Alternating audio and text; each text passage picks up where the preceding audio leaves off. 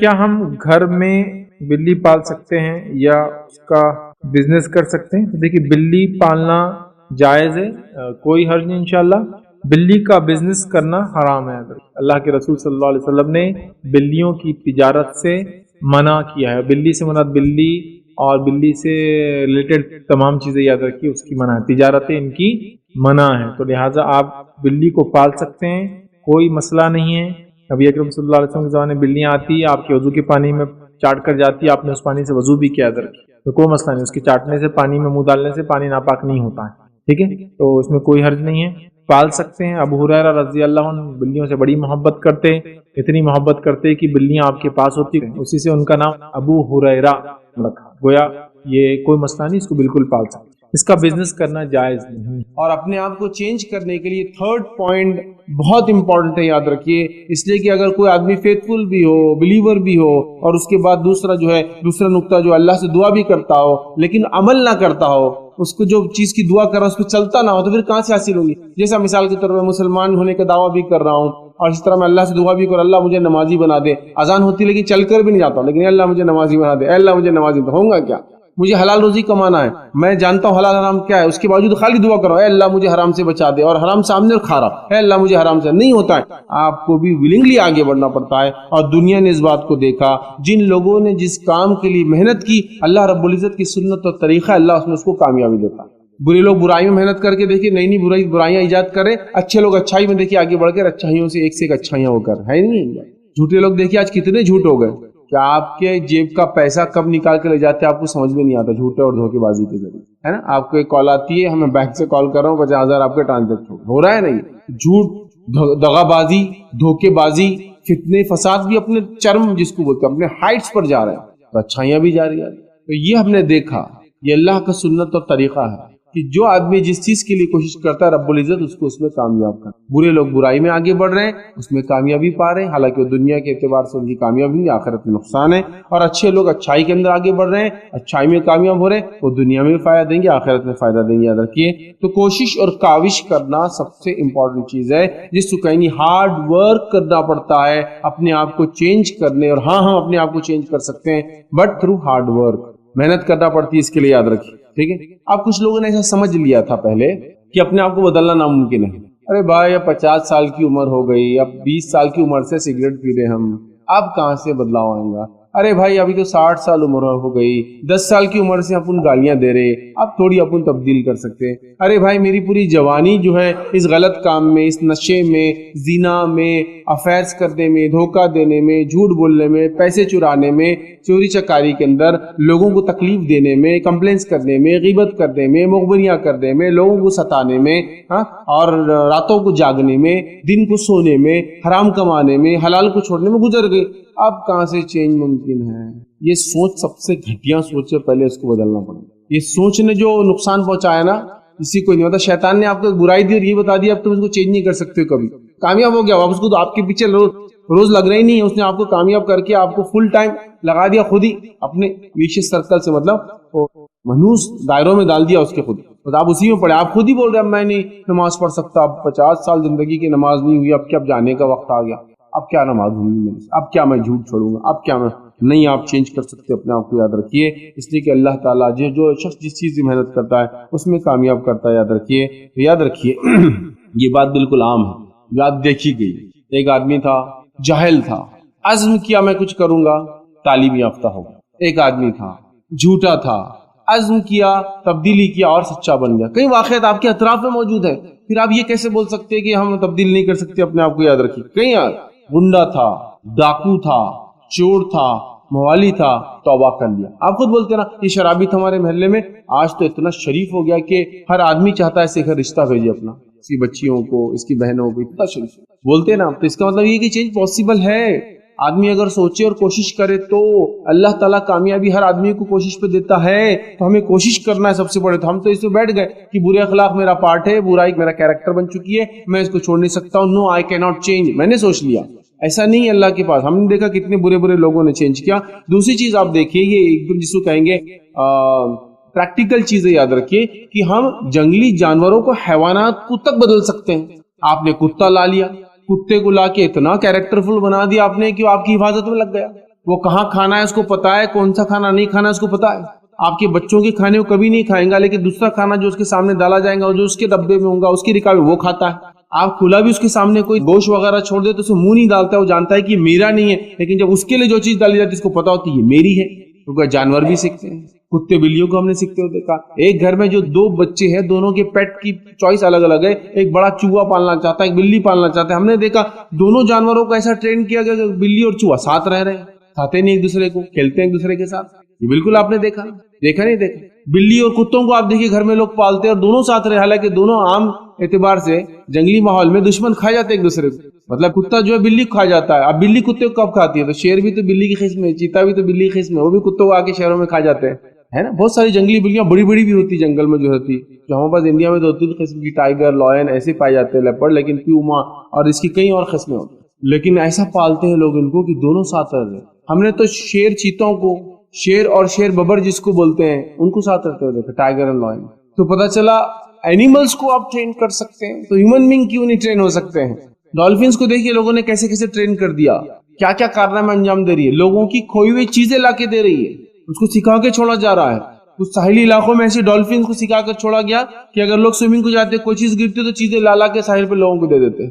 Pounds کے اندر دیکھیے صرف ڈائریکشن ہاتھ کے بتانے سے کیا کچھ کرتا بھی نہیں بتاتے ہیں. یوں کرے تو باہر نکل کے کود رہی ہے, فوارے چھوڑ کے انسان کے اوپر پانی کر رہی ہے نا, آدمی اس کے اوپر بیٹھا اس کو لے کے پانی میں گھوم رہی ہے. اب ڈالفن ہو یا پھر کلر ویل ہو یا اور بھی ایسی مچھلیاں نام دیں, ولرس جیسا ایسا خطرناک جانور, ایک دم بالکل نرم پیرا, اس کے چلتے نہیں, بڑے بڑے دانت ہوتے دو, ہے نا, وہ تک اس کو ٹرین کر دے رہے.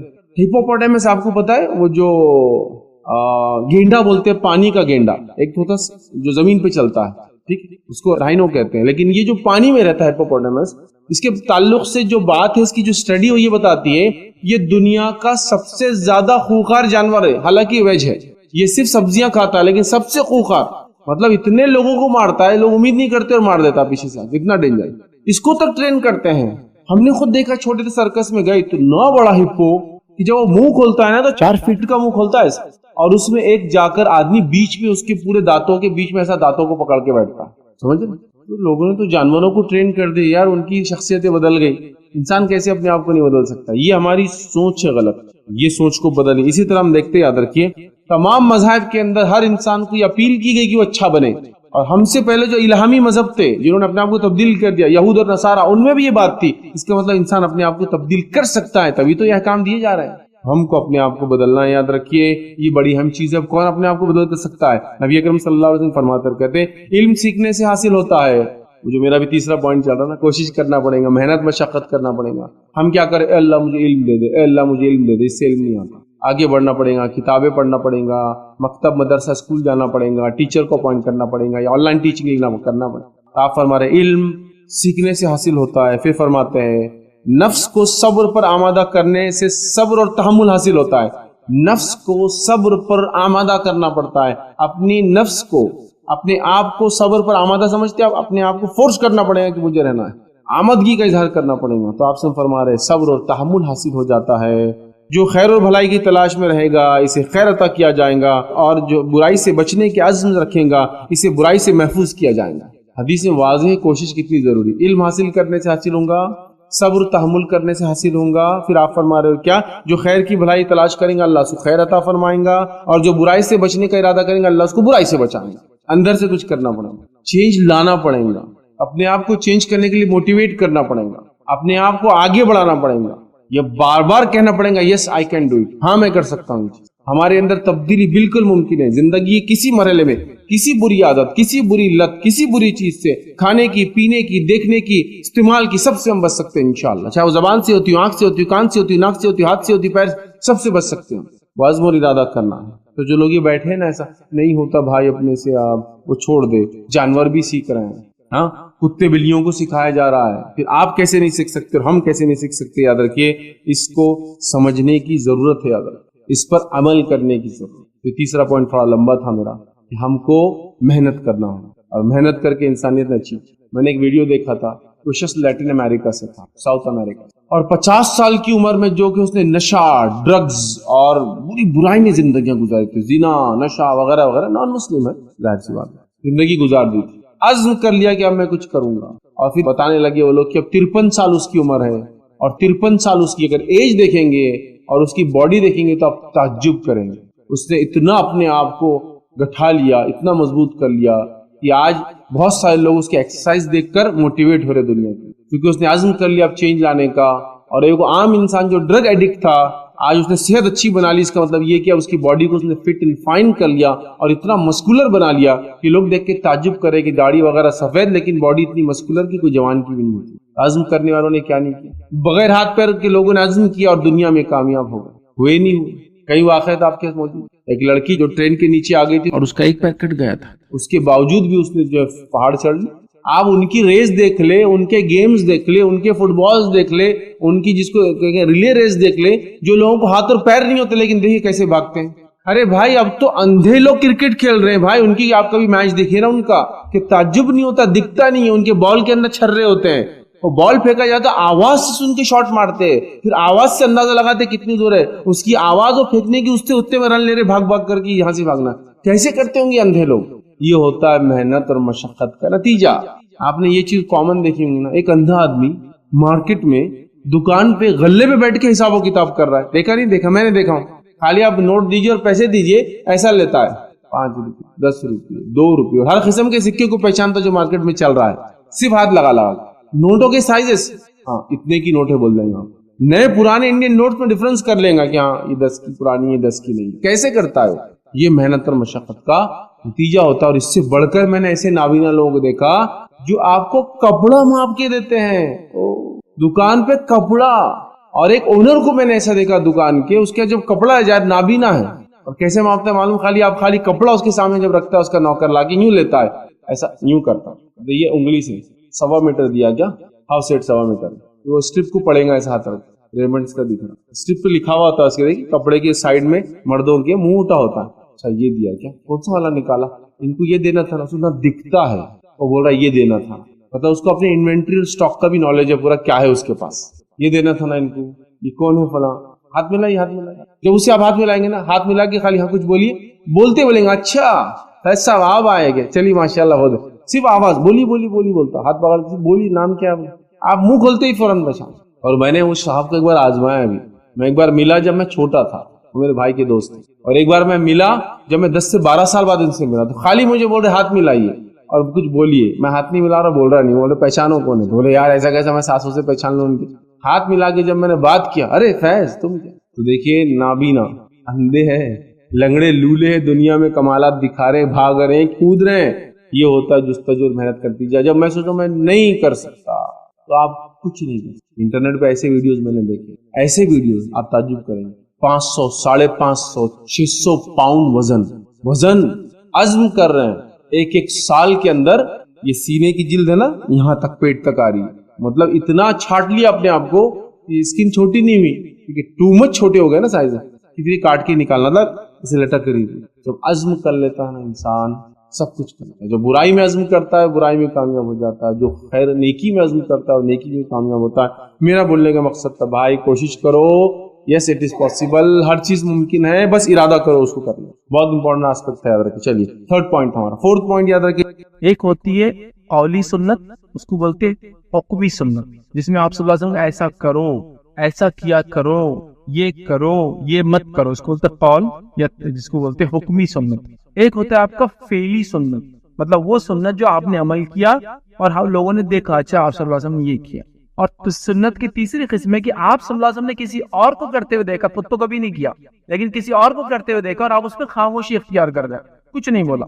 اس کو بولتے تقریری سنت. سنت کی 3 کیٹیگری، قولی یا جس کو کہتے ہیں حکمی سنت، جس میں آپ بولتے آرڈر دیتے ہیں کرنے کا یا رکنے کا، دونوں باتیں. ایسا کیا کرو، ران کو چھپاؤ، وہ عورت کا حصہ ہے، مطلب سطر کا حصہ، ران مانڈی تھائی، تو اس میں روکا گیا. کسی کو کہا جاتا ہے ایسا نماز پڑھو، ایسا روزہ رکھو، تو یہ ہوگا قولی یا حکمی. دوسرا سنت کی قسم فعلی.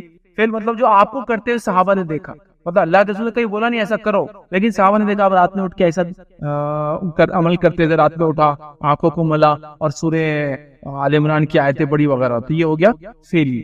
تیسرا ہوتا ہے تقریری سنت. تقریری مطلب آپ صلی اللہ علیہ وسلم کے سامنے کچھ لوگوں نے عمل کیا، آپ خاموش رہے یا آپ مسکرا دیے، مسکرائے نہ بھی اور خاموش رہے، تو وہ ہو گیا تقریری سنت. تو بلی پالنا تقریری سنت. آپ صلی اللہ علیہ وسلم نے خود بھی نہیں کیا اور نہ ہی حکم دیا، لیکن تقریری مطلب یہ کہ آپ نے کسی کو بلی پالتے ہوئے دیکھا اور کچھ نہیں کہا، خاموشی اختیار کی۔ اور وہ کیا کون تھے جن کو آپ نے دیکھا بلی پالتے ہوئے؟ ایک صحابی بڑے مشہور ہے ابو ہریرہ رضی اللہ عنہ، ان کو اللہ کے رسول نے بلی پالتے ہوئے دیکھا، بلکہ روایت میں آتا ہے بلیوں کے اتنے شوقین تھے۔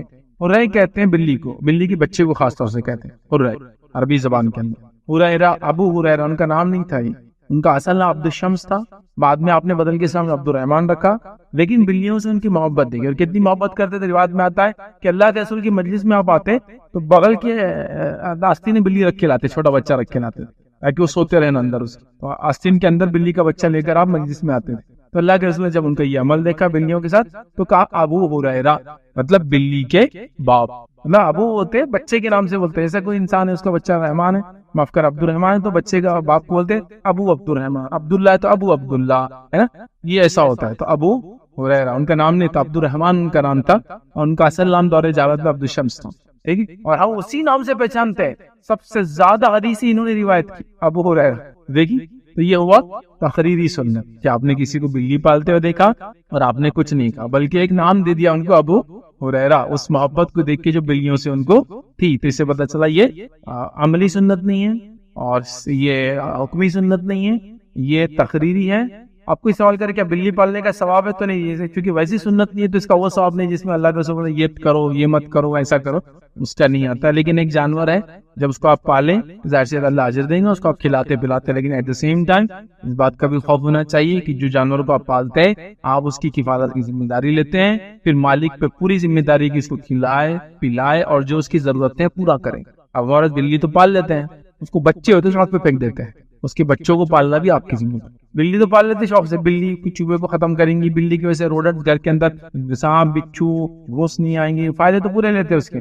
بچے پیدا ہوئے اس کی لے کے پھینک کے آتے، بچے پیدا ہوئے لے کے پھینک کے آتے، مطلب بچوں کو مارنے کو آپ نے جائز سمجھ لیا، بلیوں کو آپ پال، بلی کے بچے بھی تو آپ کی ہو رہے ہیں، اس کو کیسا چھوڑ سکتے ہو؟ آپ کو کرنا پڑے گا، تو اس کو بانٹو، آپ بلی کے بچوں کو دے دو لوگ، لیکن چھوڑ دینا تھیلے مان کے پھینک کے آئے تو پھر یہ غلط۔ جب آپ پیٹس کو پالتے ہیں نا تو ان کی حقوق ادا کرنا آپ کو بے حد ضروری، یاد رکھیے، ورنہ یہ سخت گناہ کا باعث ہی بنتے ہیں، بلکہ بہت سخت وعیدیں بھی آئے، خاص طور سے بلی کو مارنے کے تعلق سے ایک بڑی سخت وعیدیں۔ صحیح بخاری کی روایت ہے، نبی کریم صلی اللہ علیہ وسلم فرمایا، خاتون تھی، بلی کو اس نے کمرے میں قید کر دیا، نہ کھلایا پلایا نہ اس کو خود چھوڑا کہ وہ جائے اور اللہ نے جو مخلوقات دنیا میں رکھی اس سے فائدہ اٹھائے، وہ بلی مر گئی بھوک پیاس سے۔ اللہ کے رسول فرمایا اللہ نے اس شخص کو جہنم رسید کر دیا جس نے اس بلی کو مارا۔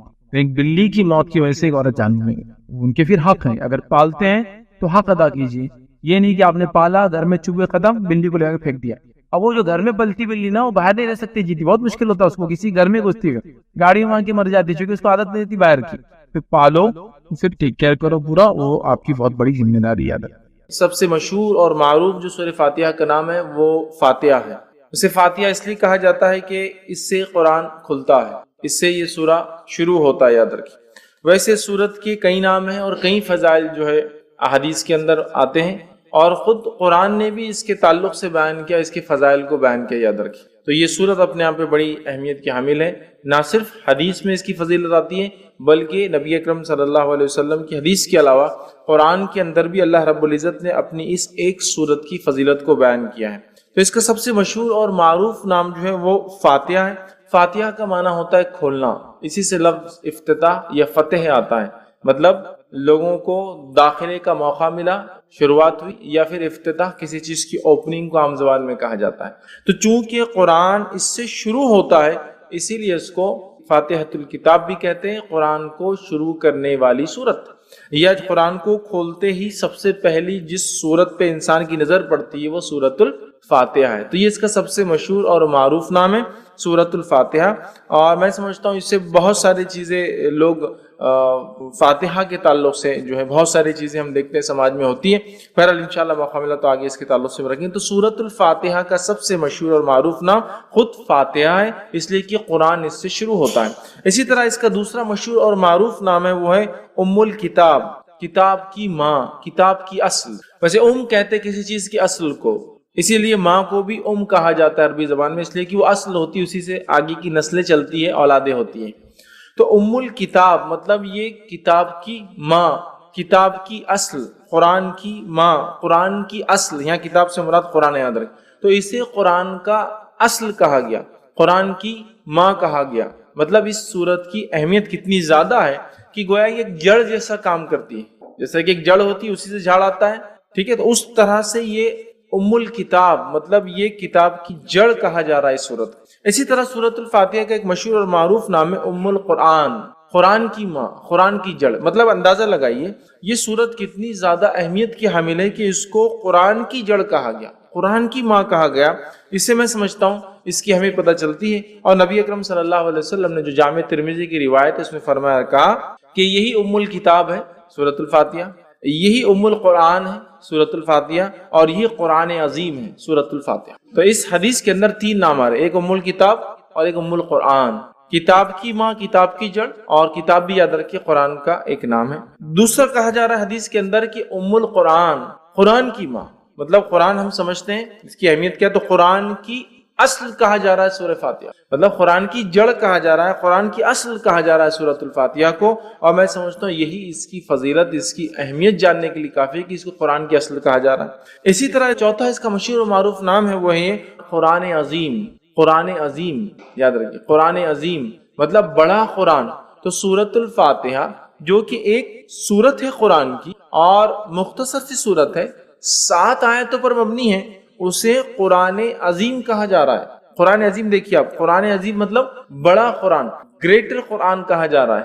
تو میں سمجھتا ہوں اس میں ایک نام تو ہے سورہ فاتحہ کا، اور ساتھ میں اس کی اہمیت بھی پتہ چل رہی، اور اللہ رب العزت نے اسی بات کو قرآن میں یوں دہرا کہا، وَلَقَدْ آتَيْنَاكَ سَبْعًا مِّنَ الْمَثَانِي وَالْقُرْآنِ الْعَظِيمِ، اے نبی ہم نے آپ کو 7 بار پڑھی جانے والی آیت عطا فرمائی، والقرآن العظیم، اور بڑا قرآن عطا فرمایا۔ تو یہاں اس آیت کے اندر 7 بار پڑھی جانے والی آیت بھی کہا جا رہا ہے، اور کہا جا رہا ہے قرآن عظیم، ٹھیک ہے، قرآن خود قرآن عظیم، مطلب سورۃ الفاتحہ یہ بڑی عظمت والی سورت ہے، یہ بڑی اہمیت والی سورت ہے کہ اسے ام الکتاب کہا گیا، ام القرآن کہا گیا، قرآن عظیم کہا گیا، بڑا قرآن کہا جا رہا ہے۔ اسی طرح اس کا ایک مشہور اور معروف نام ہے، وہ یہ ہے کہ سبع مثانی، سبع مثانی کا معنی 7 بار پڑھی جانے والی آیتیں۔ تو سبع مثانی بھی اسے کہا جاتا ہے اس لیے کہ اس کو بار ہم پڑھتے ہیں، ہر نماز میں ہم پڑھتے ہیں، نماز چاہے کسی قسم کی ہو، سورۃ فاتحہ اس کے اندر شامل ہے۔ آپ سفر میں پڑھ رہے ہو، سورہ فاتحہ شامل ہے، آپ قصر کر رہے ہو، سورہ فاتحہ شامل ہے، آپ جنگ کے میدان میں صلاۃ الخوف مطلب خوف کی حالت میں پڑھ رہے ہو تو بھی سورہ فاتحہ شامل ہے، مطلب کوئی بھی نہ ہو، چاہے آپ نفل پڑھ رہے ہو تو بھی سورہ فاتحہ ہے، چاہے آپ فرض پڑھ رہے ہو تو بھی سورہ فاتحہ ہے، موقعہ پڑھ رہے ہو تو بھی سورہ فاتحہ، تہجد پڑھ رہے تو بھی سورہ فاتحہ، کوئی بھی نماز ہو، ٹھیک، اور بار پڑھی جاتی ہے، ریپیٹنگ جس کو کہیں گے، بار پڑھی جانے والی 7 آیتیں۔ تو سبع مثانی بھی اس سورت کو کہا جاتا ہے، سورۃ الفاتحہ کو یاد رکھیں، سبع مثانی، اور اسی بات کو اللہ رب العزت نے قرآن میں بیان کیا، جو کہ سورہ نمبر 15 آیت میں 87 میں اللہ نے بیان کیا، وَلَقَدْ آتَيْنَاكَ سَبْعًا مِّنَ الْمَثَانِي، اے نبی ہم نے آپ کو 7 بار پڑھی جانے والی آیتیں دی، والقرآن العظیم، اور آپ کو بڑا قرآن عطا کیا، مطلب سورۃ الفاتحہ دی۔ تو سورہ فاتحہ کی فضیلت نہ صرف احادیث میں آتی ہے، بلکہ سورۃ الفاتحہ کی فضیلت قرآن کے اندر بھی موجود ہے کہ اس کو 7 بار پڑھی جانے والی آیت کے طور پر بیان کیا گیا ہے۔ تو اس سورت کی یاد رکھی بڑی فضیلت ہے، بڑی اہمیت ہے، اس کے نام خود بتا رہے کہ اس کی کتنے فضائل ہیں، اور نام جو دیے گئے اس کی وجوہات بتا رہی ہے کتنی عظیم یہ سورت ہے۔ تو سبع مثانی 7 بار پڑھی جانے والی آیتیں، مطلب سورۃ الفاتحہ۔ اسی طرح اس کا ایک اور مشہور اور معروف نام ہے جو جامع ترمذی کی ایک روایت میں آتا ہے، وہ ہے الصلاۃ، نماز، مطلب سورہ فاتحہ کو صلاۃ، نماز بھی کہا جاتا ہے، ٹھیک، آپ کہیں گے کیسے؟ تو آئیے جامع ترمذی کی روایت ہے، نبی اکرم صلی اللہ علیہ وسلم فرمایا، حدیث کے الفاظ دیکھیے اس طرح سے کہ نبی اکرم صلی اللہ علیہ وسلم فرماتے، اللہ فرماتا ہے، مطلب حدیث قدسی ہے کہ میں نے نماز کو اپنے اور اپنے بندے کے بیچ میں آدھا بانٹ لیا ہے، میں نے نماز کو اپنے اور اپنے بندے کے بیچ میں بانٹ لیا ہے، تقسیم کر دیا ہے، ٹھیک ہے۔ پھر آپ صلی اللہ علیہ وسلم فرمایا، جب اللہ فرماتا ہے کہ جب بندہ کہتا ہے الحمدللہ رب العالمین، تو اللہ کہتا ہے میرے بندے نے میری تعریف، مطلب جو بندہ ایک آیت پڑھتا جاتا ہے تو اللہ رب العزت اس کا جواب دیتا جاتا ہے۔ تو یہاں اس حدیث میں جو جامع ترمذی کی روایت ہے، نبی اکرم صلی اللہ علیہ وسلم فرمایا کہ سورۃ الفاتحہ کے تعلق سے اس کو صلاۃ کہا گیا، الصلاۃ مطلب اس کو نماز کہا گیا، یاد رکھیے سورہ صلاۃ، تو اس کا ایک نام سورہ صلاۃ بھی، نماز یاد رکھیے، اور اسی لیے علماء لکھتے ہیں اس کا نماز میں پڑھنا ضروری بھی ہے، اس لیے کہ اس کو نماز کہا گیا، مطلب اگر کوئی نماز میں اس کو نہ پڑھے تو اس کی نماز نہیں ہوگی، جو آپ صلی اللہ علیہ وسلم حدیث میں بیان کرتے ہو. اسی لیے کہا جا رہا ہے کہ اس کو نماز کہا جا رہا ہے کہ میں نے نماز کو، صلات کو اپنے اور اپنے بندے کے بیچ میں بانٹ لیا ہے. جب میرا بندہ کہتا ہے الحمدللہ رب العالمین تو اللہ رب العزت جواب دیتا ہے کہ میرے بندے نے میری تعریف کی. پھر جب بندہ کہتا ہے الرحمن الرحیم تو اللہ کہتا ہے کہ میرے بندے نے میری جو ہے تعریف بیان کی. ٹھیک ہے، تو مطلب ایک کی بعد ایک اللہ تعالیٰ جواب دیتا جاتا ہے. یاد رکھیں، میں انشاءاللہ آگے اس کی حدیث کی پوری تفصیلات رکھوں گا آپ کے سامنے. تو یہاں اس حدیث میں اس سورت کو صلات کہا گیا. ٹھیک ہے، یہ ایک اس کا مشہور اور معروف نام ہے، اور یہ چھٹا نام تھا جو ہم دیکھ رہے ہیں. اسی طرح اس سورت کو سورہ الشفا بھی کہا جاتا ہے، اس لیے کہ اس کو بیماری کے علاج کے لیے یا اسی طرح جادو کے علاج کے اندر اس کو پڑھ کر دم کیا جاتا ہے. تو سورہ الشفا مطلب جس سے شفا حاصل کی جا سکتی ہے. یا اس کا ایک اور نام جو کہ ایک 8واں مشہور معروف سورۃ الرقیہ، اسے رقیہ بھی کہا جاتا ہے. کیوں رقیہ کہا جاتا ہے؟ اس کے پیچھے ایک طویل واقعہ ہے، اس کا بس مختصر رکھتا ہوں. واقعہ یوں ہے کہ صحابہ فرماتے ہیں کہ ایک مرتبہ صحابہ کی ایک جماعت جو کہ 30 لوگوں کے جو ہے قریب صحابہ تھے، وہ ایک گاؤں ایک بستی میں گئے. اس بستی میں جانے کے بعد ہوا یہ کہ انہوں نے کھانے پینے کے لیے کچھ مانگا، بستی والوں نے انکار کر دیا چونکہ مسلمان تھے. نتیجتاً یہ ہوا کہ ان لوگوں کو بستی سے باہر رکنا پڑا. رات کے وقت لونڈی ایک بھاگتے ہوئے آئی اور کہا ہمارے جو آقا ہے، گروپ کا جو سردار ہے، جو لیڈر ہے، اس کو ایک بچھو نے کاٹ لیا یا سانپ نے کاٹ لیا، کسی موذی چیز نے، زہریلے جانور نے کاٹ لیا. کیا آپ میں سے کوئی ہے جو جھاڑ پھونک کرے؟ ایک صحابی کہتے ہیں میں جانتا ہوں. سارے لوگ تعجب کرنے لگے، یہ کیا جانتا ہے ایسے؟ ان کو امید نہیں تھی. وہ گئے اور جا کر سورہ فاتحہ پڑھ کے دم کر دی اور اس کو شفا ہو گئی. اس نے کچھ بکریاں، روایت میں آتا 30 بکریاں، چونکہ 30 صحابہ تھے، اور اس کے ساتھ ساتھ کچھ دودھ بھیج دیا. کافی دودھ بھیجا کہ یہ لوگ پیے کریں. تو لوگوں نے کہا ٹھیک ہے، بکریوں کا معاملہ ابھی ہم طے نہیں کرتے، جب مدینہ جائیں گے تو نبی اکرم صلی اللہ علیہ وسلم سے حالات بیان کریں گے، کیا ہوا کیسے ہوا، پھر دیکھا جائے گا اس کا مسئلہ. نبی اکرم صلی اللہ علیہ وسلم سے جب بات بیان کی، آپ نے ان صحابی کو بلایا، کہا ادھر آؤ. وہ صحابی آئے تو کہا تمہیں کیسے پتا سورہ فاتحہ رقیہ ہے؟ ٹھیک، تمہیں کیسے پتا سورہ فاتحہ رقیہ؟ اور یہ صحابی سے جب دوسرے صحابہ نے تبھی پوچھا تھا جب وہ پڑھ کر آئے تھے، تو پوچھا کیا پڑھا؟ تو کہا سورہ فاتحہ پڑھا میں نے. تو کہا تمہیں کیا پتا ہے؟ مجھے نہیں پتا. بولے اس کا علاج کیا؟ میں نے سورہ فاتحہ پڑھا، اس کو فائدہ ہو گیا. تو یہاں نبی اکرم صلی اللہ علیہ وسلم دیکھیں حدیث کے اندر الفاظ ہے کہ کہا تمہیں کیسے پتا چلا کہ یہ سورت رقیہ ہے، پڑھ ریمیڈی ہے، دم کی جانے والی چیز. تو اوپر آ رہا کیور ہے، شفا ہے، رقیہ ہے، ریمیڈی ہے، دم کرنے والی چیز ہے. تو سورۃ الفاتحہ کی فضیلت بھی بہرحال آ رہی ہے اور اس کا نام بھی بہرحال اس کا ایک پتہ چل رہا ہے. تو سورہ جس کو کہیں گے شفا یا شافیہ، یا اسی طرح جو ہے سورہ جو ہے رقیہ، مطلب وہ سورت جس کو پڑھ کر دم کیا جاتا ہے. اسی طرح اس کا ایک مشہور اور معروف نام ہے الحمد. الحمد سورۃ الفاتحہ کا ایک معروف نام ہے الحمد. ٹھیک، چونکہ عموماً ہم دیکھتے ہیں بہت ساری صورتوں کو ہم ان کے اصل نام سے نہیں پہچانتے ہیں بلکہ ان کی ابتدا سے پہچانتے ہیں. سورہ تبارک الذی ہے نا، سورہ تبارک الذی، مطلب ہم اس کو اصل نام سے وہ نہیں کرتے. سورہ ملک، سورہ تبارک الذی. ٹھیک ہے، سورہ قل، مطلب عمومی اعتبار سے قل بولے تو قل واللہ احد ہوتا ہے نا. تو اس طرح سے ہم جو ہے نام دیتے ہیں، لیکن اس کا نام اگر دیکھا جائے تو الحمد بھی ایک مشہور نام ہے. جیسا کہ علم ترا سورہ فیل ہے نا، لیکن علم ترا سے مشہور ہے. ویسا سورہ الحمد ہے نا، الحمد یہ بھی اس کا ایک نام ہے. اسی طرح جو ہے کچھ علماء لکھتے ہیں اس کا ایک نام کنز بھی ہے. کنز مطلب خزانہ، اور کنز اس خزانے کو کہتے ہیں جو دبا ہوا اور چھپا ہوا ہوتا ہے، مطلب اوپن نہیں ہوتا ہے، کلیئر سامنے نہیں ہوتا ہے. تو کنز بھی کہا جاتا ہے. کچھ لکھتے ہیں اس کو سورہ کافیہ بھی کہا جاتا ہے. مطلب یہ ساری صورتوں پر کفایت کر جاتی ہے، لیکن اس پر کوئی صورت کفایت نہیں کرتی. مطلب اگر یہ ہو تو ساری صورتوں پہ کفایت کر جاتی، کافی ہو جاتی ہے، لیکن اگر یہ نہ ہو تو ساری صورتیں کافی نہیں آ سکتی. تو بہرحال اس کے کئی نام مشہور اور معروف ہے، جس میں سے 7 8 9 تو بڑے معروف نام ہیں اور 2 نام میں نے اور بھی رکھے آپ کے سامنے. تو بہرحال ان کے نام خود بتا رہے ہیں ان کی فضیلت کیا ہے، اس لیے کہ ہر نام کے پیچھے کچھ واقعہ ہے. جیسا رقیہ، تو ارے اسے ایک فضیلت پر چلے، اس کو دم کیا جا سکتا ہے، یہ ایک فضیلت ہے. ٹھیک، اور اس کے اندر 7 آیتیں ہیں، یاد رکھیں. سورۃ الفاتحہ کے اندر 7 آیتیں ہیں، یاد رکھیں. 7 اس کے اندر ٹوٹل آیتیں ہیں سورۃ الفاتحہ کے اندر.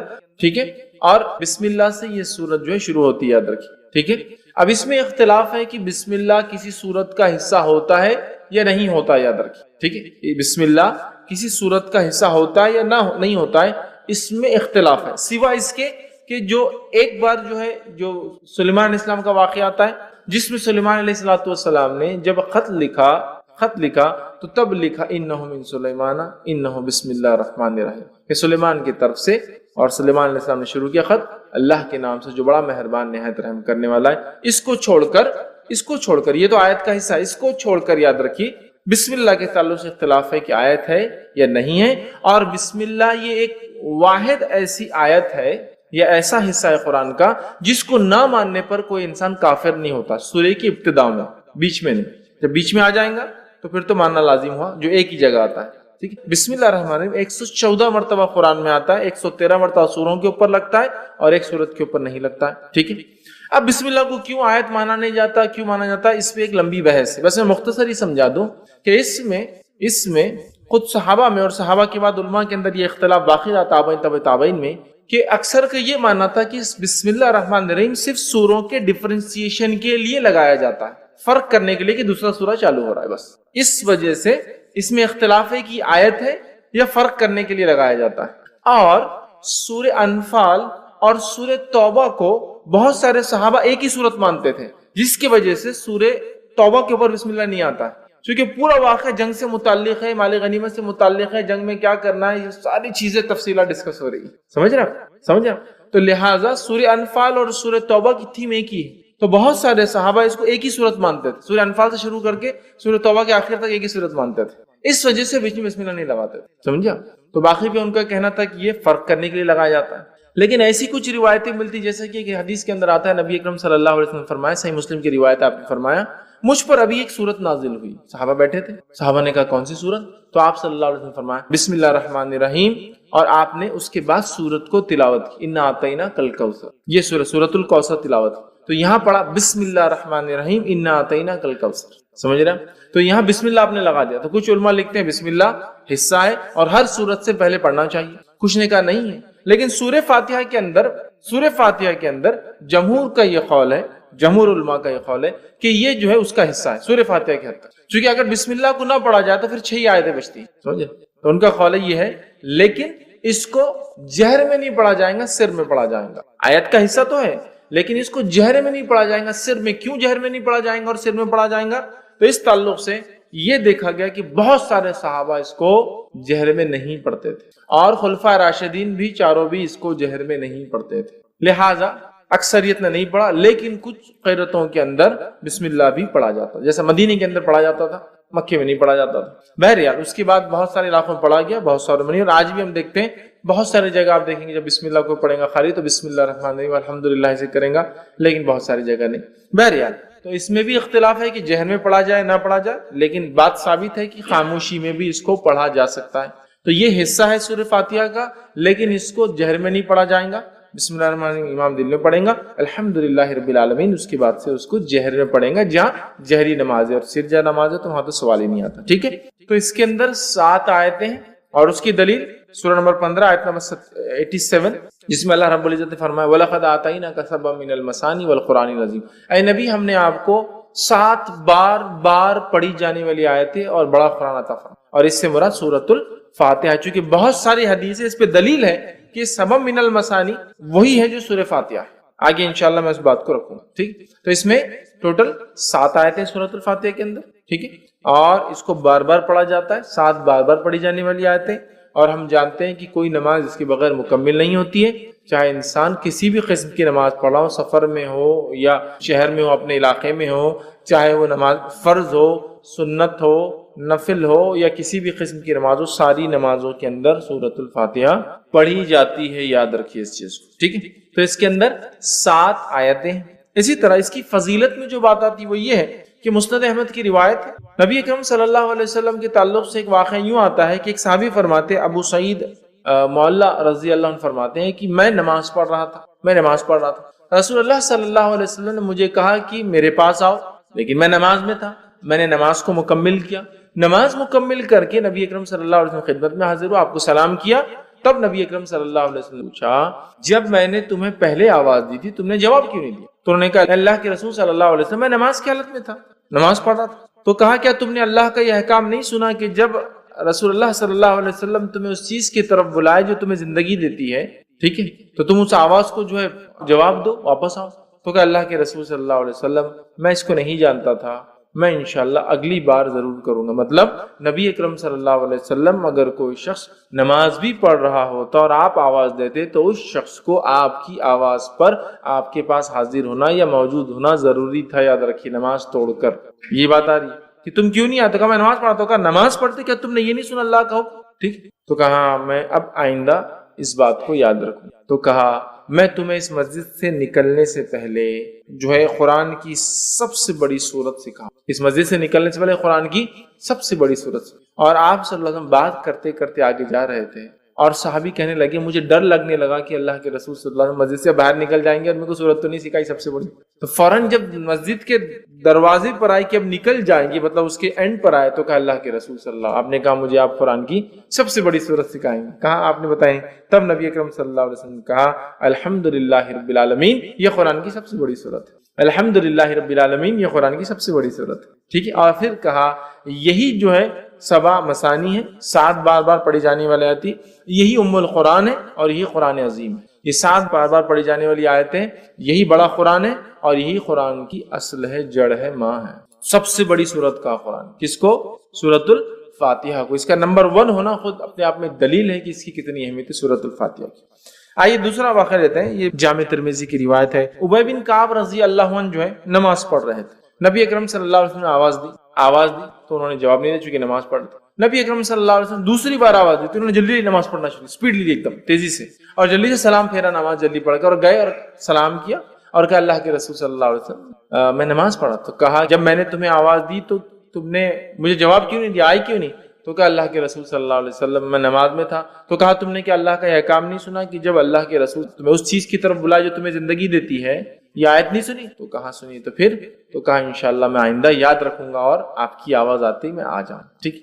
پھر اس کے بعد نبی اکرم صلی اللہ علیہ وسلم نے ان سے کہا کہ میں تمہیں ایک ایسی سورت سکھاؤں گا آج مسجد سے نکلنے سے پہلے، جو سورت اس سے پہلے نہ توریت میں نازل ہوئی، نہ زبور میں نازل ہوئی، نہ انجیل میں نازل ہوئی، نہ فرقان میں نازل ہوئی. 4 کتابوں کا نام لیا، نہ فرقان میں نازل. تو یہ بڑے خوش ہو گئے. کہا بالکل سکھائیے. نبی اکرم صلی اللہ علیہ وسلم ان سے ہاتھ ملائے ہوئے تھے، ہاتھ میں ہاتھ، اور نبی اکرم صلی اللہ علیہ وسلم ان کے ساتھ ساتھ چل رہے تھے. ہاتھ میں ہاتھ تھا اور دونوں چل رہے تھے. اور آپ صلی اللہ علیہ وسلم فرمایا تھا مسجد سے نکلنے سے پہلے تم کو میں جو ہے ایک ایسی سورت سکھاؤں گا جو نہ توریت میں نازل ہوئی، نہ زبور میں، نہ انجیل میں، نہ فرقان میں. ابی بن کعب رضی اللہ عنہ فرمانے لگے کہ مجھے اب ڈر تھا کہ اللہ کے رسول صلی اللہ علیہ وسلم مسجد سے باہر نکل جائیں گے اور مجھے بھی سکھائی نہیں وہ سورت. تو میں نے کہا اللہ کے رسول ہم مسجد سے بس باہر نکل رہے ہیں، وہ سورت آپ نے نہیں سکھائی. تب نبی اکرم صلی اللہ علیہ وسلم نے ان کو فرمایا کہا قسم ہے اس ذات کی جس کے ہاتھ میں میری جان ہے، وہ سورۃ الفاتحہ الحمدللہ رب العالمین. سورۃ الفاتحہ یہ وہ سورت ہے قرآن کی جو اس سے پہلے نہ توریت میں نازل ہوئی، نہ زبور میں نازل ہوئی، نہ انجیل میں نازل ہوئی، اور نہ ہی فرقان میں آپ نے کہا. قرآن میں اب ہو گئی ہے، اس سے پہلے کبھی نازل نہیں ہوئی. ایک روایت میں اس طرح کے الفاظ آتے ہیں کہ ایک آواز نبی اکرم صلی اللہ علیہ وسلم نے ایک مرتبہ سنی. جبرائیل علیہ السلام سے پوچھا یہ آواز کیسی؟ تو کہا آج جنت کا ایک ایسا دروازہ کھولا گیا، آج آسمان کا ایک ایسا دروازہ کھولا گیا جو اس سے پہلے کبھی نہیں کھولا گیا تھا، اور فرشتے سورۃ الفاتحہ لے کر آئے. مطلب اسپیشل آئے، اسپیشل فرشتے آئے، اسپیشل ہوئی ساری چیزیں، سمجھے، جو دروازہ اس سے پہلے کبھی نہیں کھلا. تو سورۃ الفاتحہ ایک ایسی سورت ہے جو اس سے پہلے کسی امت کو نہیں دی گئی. یہ اس کی فضیلت ہے، کسی امت کو نہیں دی گئی. یہ سب سے بڑی سورت ہے قرآن کی. کسی امت کو، کسی قوم کو، کسی نبی کو، کسی کو یہ سورت نہیں دی گئی، سورۃ الفاتحہ. ٹھیک. اسی طرح اس کے فضائل کے اندر ایک فضیلت یہ آتی ہے کہ نبی اکرم صلی اللہ علیہ وسلم نے 3 مرتبہ، صحیح مسلم کی روایت، 3 مرتبہ کہا اور فرمایا 3 مرتبہ کہا. الفاظ یہ تھے آپ نے کہ جس نے نماز پڑھی اور سورہ فاتحہ نہیں پڑھی اس کی نماز مکمل نہیں. 3 مرتبہ دہرایا. جس نے نماز پڑھی اور اس میں سورہ فاتحہ نہ پڑھی اس کی نماز مکمل نہیں. 3 مرتبہ آپ نے دہرایا. ابو ہریرہ رضی اللہ عنہ جو اس حدیث کو روایت کر رہے تھے، لوگوں نے کہا کہ ابو ہریرہ امام کے ساتھ بھی؟ تو کہا امام کے ساتھ بھی. جب امام کے ساتھ ہو تو اپنے جی میں پڑھ لیا کرو. جب امام ہو خیرت کر رہا ہو تب تو کہا اپنے جی میں پڑھ لیا کرو، دل میں پڑھ لیا کرو پھر، لیکن تب بھی پڑھنا ہے تم. ٹھیک. اس کے بعد جو ہے ابو ہریرہ رضی اللہ عنہ فرمایا اس سورت کو اتنی اہمیت اس لیے دی جا رہی ہے کہ میں نے اللہ کے رسول صلی اللہ علیہ وسلم کہتے ہوئے سنا کہ اللہ نے نماز کو اپنے اور اپنے بندے کے بیچ میں بانٹ لیا ہے. کہ میں نے نماز کو، اللہ فرما رہا ہے، اپنے اور اپنے بندے کے بیچ میں بانٹ لیا ہے. اور پھر الفاظ ہے جب بندہ کہتا ہے الحمدللہ رب العالمین تو اللہ جواب دیتا ہے بندے نے میری جو ہے تعریف. پھر جب بندہ کہتا ہے الحمدللہ رب العالمین الرحمن الرحیم کہ بڑا مہربان نہایت رحم والا، یہ الفاظ ادا کرتا ہے تو اللہ تعالیٰ جواب دیتا ہے میرے بندے نے میری حمد بیان. ٹھیک. اس کے بعد جب بندہ کہتا ہے مالک یوم الدین تو تو اللہ کہتا ہے میرے بندے نے میری حمد بیان کی. ٹھیک ہے. اس کے بعد جب بندہ کہتا ہے ایاک نعبد و ایاک نستعین تو اللہ کہتا ہے یہ میرے اور میرے بندے کے بیچ میں ہے، جو میرا بندہ مانگے گا میں اس کو وہ دوں گا. یہ میرے اور میرے بندے کے بیچ میں ہے، یہ میرے اور میرے بندے کے بیچ میں ہے. اسی لیے علماء لکھتے ہیں کہ سورۃ الفاتحہ کو 3 حصوں میں تقسیم کیا جا سکتا ہے. پہلا اللہ کی حمد و ثنا تعریف، بسم اللہ الرحمن الرحیم الحمدللہ رب العالمین الرحمن الرحیم مالک یوم الدین تعریف. ٹھیک.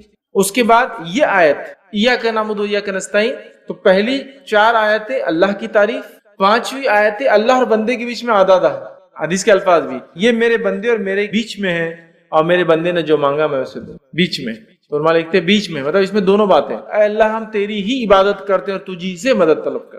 آدھی آیت اللہ کے لیے آدھی بندے کے لیے ہوئی. اپنا تیری عبادت کرتے ہیں تجھی سے مدد طلب کرتے ہیں. ٹھیک. اہدنا الصراط المستقیم صراط الذین انعمت علیہم غیر المغضوب علیہم ولا الضالین. یہ پورا بندہ دعا کر رہا ہے. تو پہلی 4 آیتیں اللہ کی تعریف، 5ویں آیتیں بندے اور اللہ کے بیچ میں اور باقی کی 2 آیتیں بندے نے اپنی دعا کی. 3 حصوں میں تقسیم کرتے ہیں اللہ کی حمد و ثنا، اللہ اور بندے کے بیچ اور بندے نے اپنی دعا کی. ٹھیک. تو یہاں اللہ کہتا ہے یہ میرے اور میرے بندے کے بیچ میں ہے، میرے بندے کو وہ دوں گا جو اس نے خواہش کی ہے، جو اس نے مانگا ہے. پھر جب بندہ کہتا ہے اہدنا الصراط المستقیم صراط الذین انعمت علیہم غیر المغضوب علیہم ولا الضالین تو اللہ کہتا ہے یہ میرے اور میرے بندے کے بیچ میں، میرے بندے کو میں وہ دوں گا جو اس نے مجھ سے مانگا ہے. مطلب جو دعا ہم نے کی اے اللہ ہم تجھی سے مدد طلب کرتے ہیں، اہدنا الصراط المستقیم ہمیں سیدھا راستہ دکھا، صراط الذین انعمت علیہم ان لوگوں کا راستہ دکھا جس پہ تیرا انعام ہوا، غیر المغضوب ان لوگوں کے راستے پہ مت چلا جن پر تیرا غضب ہوا، ولا الضالین اور ان کے راستے پہ نہ چلا جو اپنی راہ سے بھٹک گئے. آمین ہم کہتے ہیں. تو بندہ اللہ کہتا ہے میرے بندے نے جو مانگا میں اسے. ٹھیک ہے. تو اسی لیے اس کا پڑھنا ابو ہریرہ رضی اللہ عنہ فرماتے ضروری نماز میں. کیوں کہ نماز کہا گیا کہ اللہ نے نماز کو اپنے اور اپنے بندے کے بیچ میں آدھا آدھا بانٹ لیا ہے. یاد رکھیں. ٹھیک. اسی طرح دیکھتے ہیں ہم کہ سورۃ الفاتحہ کی فضیلت جو ہم دیکھ چکے ہیں، صحیح مسلم کی روایت ہے کہ یہ رقیہ ہے، اس کو دم کیا جا سکتا ہے نا. اس میں شفا ہے، جیسا کہ جادو ہو جائے ٹھیک ہے تو اس کو پڑھا جا سکتا ہے. ٹھیک ہے. تو اس کے علاج ہے مطلب ایک قسم کا، یا زہریلا جانور کاٹ لے تب اس کو دم کیا جا سکتا ہے. یاد رکھیے. تو یہ بھی اس کی فضیلت ہے. ویسے اس سورت کی کئی فضیلتیں احادیث کے اندر آتی ہے اور اس کے فضائل پر، اس کی اہمیت پر، اس کے معنی اور مفہوم کو ایکسپلین کرنے میں لوگوں نے جلدیں لکھ دی. یاد رکھیں جلدیں لکھ دی. جیسا کہ مشہور اور معروف جو مولانا ابوالکلام آزاد کی ایک مشہور کتاب ہے سورۃ الفاتحہ کی، انہوں نے تفسیر کی. میں سمجھتا ہوں 200-250 پیجز کی صرف ان 7 آیتوں کی تفسیر ہوگی اس کے اندر. تو بہت بہرحال اس کی تفسیر، اس کی فضائل، اس کے فوائد اور اس سورت کی کیا فائدے ہوتے ہیں، اس کی کیا اہمیت ہے، اس کے ہر حرف ہر معنی کی کیا اہمیت ہے. اس لیے کہ اس کو قرآن کی جڑ کہا جا رہا ہے، اصل کہا جا رہا ہے، ماں کہا جا رہا ہے. تو ظاہر سی بات ہے کہ معمولی جو ہے صورت نہیں ہے، یہ معمولی چیز قرآن عظیم کہا جا رہا ہے، معمولی بات نہیں. 7 بار بار پڑھی جانے لے آتے معمولی نہیں، نماز میں پڑھنا ضروری معمولی نہیں ہے اندر. ٹھیک ہے. بہرحال یہ چند فضائل تھے جو میں نے آپ کے سامنے رکھی. آئیے اب چند باتیں اس کے معنی کے تعلق سے 7 آیتوں کو ہم مختصر دیکھتے ہیں. اللہ تعالیٰ فرماتا ہے بسم اللہ الرحمن الرحیم، اللہ کے نام سے جو بڑا مہربان نہایت رحم کرنے والا ہے. میں سمجھتا ہوں بسم اللہ الرحمن الرحیم کیا ہے، اس کی کیا فضائل ہے، اس کے کیا فوائد ہیں، اس کی کیا ثمرات ہیں، اس سے کیا کیا ہو سکتا ہے، میں سمجھتا ہوں آپ سب جانتے ہیں. اگر کسی انسان کو کچھ نہ سمجھتا ہو، کچھ نہ آتا ہو اور کسی کام کی شروعات کرتا ہو تو بس بسم اللہ الرحمن الرحیم پڑھ لے. نبی اکرم صلی اللہ علیہ وسلم حدیث سے فرماتے جب کھاؤ تو بسم اللہ پڑھو، ہے نا. جب کسی چیز کو کھولو تو بسم اللہ پڑھو، جب کسی چیز کو ڈالو، پانی اگر مشکی سے ڈالے تو بسم اللہ پڑھو، چیزوں پر ڈھاکو تو بسم اللہ پڑھو، دروازے کھولو تو بسم اللہ پڑھو، دروازے بند کرو تب بسم اللہ پڑھو، ہے نا. کتنا ہے، قرآن پڑھ رہے ہیں اس سے پہلے ہم کو بسم اللہ پڑھنا ہے، کسی کام کی شروعات کرے اس سے پہلے ہم کو بسم اللہ پڑھنا ہے. مطلب بسم اللہ ایک طرح سے ایک ماسٹر دعا ہے، ایک ماسٹر کی جیسا ہوتا ہے نا، تو ایک ماسٹر دعا ہے کہ ہمیں کچھ نہیں آتا تو یہ کر سکتے کم از کم بسم اللہ، اللہ کے نام سے بڑا مہربان نہایت رحم. اور یہ بڑی اہم چیز ہے، اگر یہ شامل نہ ہو تو ہمارا کھانا اس میں بھی شیطان شامل، ہمارا پینا اس میں بھی شیطان شامل، ہمارا رہنا اس میں بھی شیطان شامل. یاد رکھیے. اور اللہ کا ذکر نہ ہو تو ہر عمل میں شیطان داخل ہو جاتا ہے. یاد رکھیے. سمجھ رہا؟ ہر عمل میں یاد رکھیے. تو بسم اللہ کو ایک معمول بنا لے اللہ کے نام سے، ہے نا. وضو کرنا ہے تب بھی بسم اللہ پڑھنا ہے نا، کہ اس کا وضو نہیں جس نے بسم اللہ نہیں پڑھا. مطلب بڑا اہم ہے، بڑا اہم ہے. بھول جاتے ایک الگ بات ہے لیکن بڑا اہم ہے. بسم اللہ یاد رکھیے. تو یہاں سورہ فاتحہ شروع ہو رہی بسم اللہ الرحمن الرحیم، اللہ کے نام سے بڑا مہربان نہایت رحم کرنے والا. تو ہمیں بھی چاہیے ہم جب قرآن کو پڑھیں تو بسم اللہ سے چالو کرے، ہر کام کرے تو بسم اللہ سے چالو کرے اور بسم اللہ اللہ کے نام سے۔ ظاہر سی بات ہے اگر ہم کسی کام کو اللہ کے نام سے شروع کریں گے تو یہ کام بابرکت ہوگا، فضیلت کا حامل ہوگا، اہمیت کا حامل ہوگا، برکت لائیں گا، رحمت لائیں گا، ہے نا، اللہ کا کرم ہمارے طرف متوجہ ہوگا، اس لیے کہ ہم نے اللہ کے بابرکت نام سے اس چیز کی شروعات کی، اور اللہ کے نام سے زیادہ بابرکت چیز دنیا میں کوئی نہیں ہے، سب سے بابرکت چیز۔ اس کے بعد اللہ تعالیٰ جس میں تاثیر دے اس کو برکت والا اللہ بنا دیتا ہے، لیکن سب سے بابرکت چیز ہم جب شروعات کریں کسی چیز کی تو بسم اللہ سے کریں۔ تو یہاں بھی اللہ نے سورۃ الفاتحہ کی اپنی کتاب کی ابتدا بسم اللہ الرحمن الرحیم، اللہ کے نام سے بڑا مہربان نہایت رحم والا، ٹھیک ہے، یہ اس کا معنی ہے۔ الحمدللہ رب العالمین، آیت نمبر 2، تمام تعریفیں اس اللہ کے لیے جو سارے عالم کا رب ہے، تمام تعریفیں اس اللہ کے لیے سارے عالم کا رب ہے۔ اب قرآن کی ابتدا اور سٹارٹ دیکھیے کتنی بیوٹیفلی ہو رہی، کتنی خوبصورتی کے ساتھ ہے۔ پہلے شروعات کرنے کا طریقہ سکھا دیا گیا، کتاب شروع ہوتی ہے بسم اللہ الرحمن الرحیم، ہر کام سے پہلے کرو۔ دوسرا الحمدللہ رب العالمین، تمام تعریفیں اس اللہ کے لیے ہے جو سارے عالم کا رب ہے۔ تعریف حمد کرنے یا حمد کسی کی جائے تو وہ صرف اللہ کی ذات ہے، یہ بتا دیا گیا۔ اور اللہ رب العزت کون ہے، انٹروڈکشن بھی آ جا رہا ہے دوسری آیت کے اندر، الحمدللہ رب العالمین، تمام تعریفیں اس اللہ کے لیے ہے جو سارے عالم کا رب ہے۔ مطلب اللہ تعالیٰ کوئی لوکل، علاقائی، ٹرائبل یا ریجنل گاڈ نہیں ہے۔ جس رب کی ہم تعریف کر رہے ہیں وہ رب سارے عالم کا رب ہے، جس کی ہم تعریف کر رہے ہیں۔ سارے عالم، سارے عالم، عالم جو کچھ وجود میں ہے، سب عالم، جو کچھ وجود میں سب عالم میں۔ تو تمام تعریفیں اس اللہ کے لیے جو سارے عالم کا، تمام چیزیں جو وجود میں لائی ہے اس نے، ان سب کا رب۔ سمجھ رہا؟ الحمدللہ، تمام تعریف۔ اور الحمدللہ کا معنی شکر کے اس میں نہیں لینا چاہیے، حالانکہ حمد میں شکر شامل ہے لیکن شکر میں حمد شامل نہیں ہے۔ کیوں کہہ رہا ہوں میں؟ جنرلی اردو سپیکنگ میں کیا ہوتا ہے ہمارے پاس، الحمدللہ کا معنی کیا لیتے ہیں ہم لوگ؟ اللہ کا شکر۔ اب پرابلم کیا ہوتی ہے، حمد میں شکر شامل ہے لیکن شکر میں حمد شامل نہیں ہے۔ سمجھ رہے آپ؟ جیسا کہ اگر میں کہہ رہا ہوں شکریہ بھائی صاحب آپ نے میرا کام کیا، لیکن ضروری میں اس کی تعریف کروں، میں پسند بھی نہیں کرتا ہوں اس کو، نہیں شکریہ ادا کرتا ہوں۔ حمد میں شکر شامل ہے، شکر میں ہم شامل نہیں ہے۔ اگر ہم اردو زبان کے اعتبار سے اس کا معنی اللہ کا شکر ہے، جیسا کہ لوگ کھانا کھاتے ڈکارائی تو الحمدللہ پڑھتے ہیں، اس کے علاوہ بہت کم پڑھتے ہیں، حالانکہ الحمدللہ کے تعلق سے اس کی فضیلت ہے، لا الہ الا اللہ افضل الذکر، الحمدللہ افضل الدعا، حدیث کے الفاظ، افضل الدعا، سب سے افضل دعا الحمدللہ، سب سے افضل دعا الحمدللہ۔ تو بہرحال اس کا معنی تمام تعریفیں، تمام شکر اللہ کے لیے نہیں ہے، تمام تعریف، چونکہ شکر کے اندر حمد شامل نہیں ہوتی، حمد میں شکر شامل ہے، تو ہم اس کو تمام تعریفیں لے، اللہ کا شکر یہ معنی مت لے، ورنہ اللہ کا شکر معنی میں لیں گے تو پھر صرف اچھائی پہ بولنا پڑیں گا۔ اگر کوئی خیر ہم کو نظر نہ آیا تو ہم اس پہ الحمدللہ کیوں بولیں گے، الحمدللہ کیوں بولیں گے؟ جیسا کہ کوئی پیدا ہو گیا کسی گھر میں، بچہ پیدا ہوا تو کیا بولتے ہیں لوگ؟ الحمدللہ اللہ نے مجھے اولاد عطا کی۔ لیکن اگر کسی گھر میں کوئی مر گیا اور آپ نے کہا الحمدللہ تو آپ گئے، کیوں؟ کہ معنی کیا اس میں لیا جا رہا ہے؟ تمام شکر، ہے نا، شکر۔ تو ارے یار یہ موت پہ تم بول رہے، جب کہ الحمدللہ تمام تعریف ہے۔ تو کوئی پیدا ہو بھی تو تعریف اللہ کی، کوئی بیمار ہو بھی تو تعریف اللہ کی، کوئی مر جائے بھی تو تعریف اللہ کی، دنیا میں خیر بھی آئے تعریف اللہ کی، شر بھی ہمارے اوپر آئے جو کہ آزمائش ہے تعریف اللہ کی، تعریف اللہ کی یاد رکھیے چاہے حالت سے ہم جو بھی گزرے۔ تو الحمدللہ رب العالمین، تمام تعریف ہے اللہ کے لیے جو سارے عالم کا، عالم سے مراد ہر وہ چیز جو ایگزسٹنس میں، ہر وہ چیز جو وجود میں ہے، انسانوں کا عالم، جنوں کا عالم، فرشتوں کا عالم، کیڑے مکوڑوں کا عالم، مچھلیوں کا عالم، جانوروں کا عالم، چرند پرند کا عالم، تمام چیزیں جو کچھ ہے، کائناتوں کا عالم یاد رکھیے، لا تعداد کائنات جو اللہ نے، تمام عالموں کو آپ دیکھیں تو آپ تعجب کریں گے، تمام تعریف ہے اس اللہ کے لیے، سارے عالم کا رب ہے، ان سب کو بنانے والا ہے، اس لیے کہ اگر اس عالم پہ کوئی غور کرے نا تو بنانے والے کی ذات پر خود ایمان لاتا ہے، جتنی چیزیں اس نے بنائی۔ اور رب کہتے ہیں عربی زبان میں، رب کہتے اس ذات کو کہ جب جتنا ضرورت ہو اتنا دینے والا، اس کو کہتے ہیں رب۔ جب جتنا ضرورت ہو اتنا دینے والا، اس کو کہتے ہیں رب۔ بچہ ماں کی پیٹ میں ہے، جب جتنی ضرورت ہے اس کو وہاں دینے والا، ماں کی پیٹ سے نکل کے دنیا میں آ گیا، جب جتنی ضرورت ہے اس کو وہ چیز دینے والا، جو اس کی چیزیں ضرورت کی وہ چیزیں اس فراہم کر دے رہا ہے، سمجھ رہا؟ تو یہ ہوتا ہے رب، جو جب جتنا جیسے ضرورت ہو اتنا دینے والا، سمجھ رہے؟ نہ زیادہ نہ کم، جتنی آپ کو ضرورت ہے تو الحمدللہ رب العالمین، تمام تعریف اس اللہ کے لیے ہے جو سارے عالم کا رب ہے. یاد رکھیے. اور عالم میں کیا کہوں، اگر ایک انسان رب کا انکار کرتا ہے، اگر عالم پہ بھی غور کرے تو رب پر ایمان لائے گا کہ نہیں بنانے والا ہے، اور اس نے ہر چیز کو اتنا دیا جتنی اس کو ضرورت تھی.